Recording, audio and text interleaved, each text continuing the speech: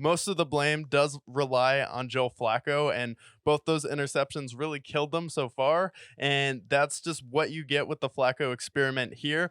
But that's also when you're like, we've struggled for so many years at quarterback. You know what we should do? We should bring in a serial predator to our organization and give him the most guaranteed money of all time after he sits out for an entire year. And then we're going to go up against the franchise that we traded him and we took off of his hands after all of these allegations. And they are laughing at you right now. The Houston Texans are overjoyed. Like, can you believe what they gave us for Deshaun Watson and how screwed they are in their salary cap because of Deshaun Watson, giving him the most guaranteed money of all time? And he didn't play last year because he was partly suspended. Then he ended up getting injured again. Then he was banged up all year this year, and it looks like he lost most of his arm strength. And the Houston Texans are like, wow, you really took a guy with this many allegations. I believe it totaled up to around 64 allegations against Deshaun Watson. And like, you think that's going to boost your morale? Like, usually when you win a Super Bowl, it's because the locker room, the vibe, and the culture you create. Like,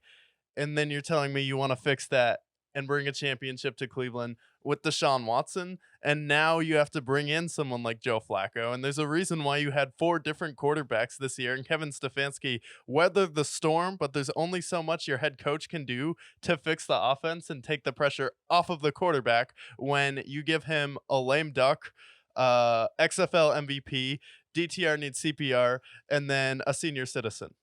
Yeah, and that's ultimately we're going to talk a lot this episode about the teams that came from the ruins of the bottom of the NFL, whether it's the Texans, who were 3-13 the last 3 years prior to CJ Stroud coming in. What did they change to change their fortunes?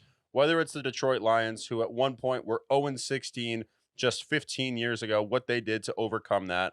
Yeah. Or maybe it's the Packers moving on from a Hall of Fame quarterback and finding their guy, having faith in Jordan Love and how he improved. Changing the fortunes of certain teams in the playoffs who are still in the mix at this point. What did they do to right their wrongs? Right. What the Browns did was they never really had a star quarterback. They had Baker Mayfield, who was probably their best quarterback before. They move on from Baker Mayfield, send him to the black hole of the NFL, to the Panthers. And then obviously he bounces around, goes to Tampa Bay. He prevails. But moving on from him to sign a predatorial rapist who had the most allegations, who at one point the NFL was teasing, suspending indefinitely. You're like, allegedly. I'll preface with allegedly. Allegedly, sure, whatever. But that was your move to make yourself go over the top. And on paper, even then, we had doubts with it. Well, this guy has been accused, allegedly, 26 times. He could be facing a year-long suspension. And this is a Browns franchise who has been perpetual losers over the last 40 years. That's whether it's the team moving away from you to go to Baltimore. We see how good the Ravens are now.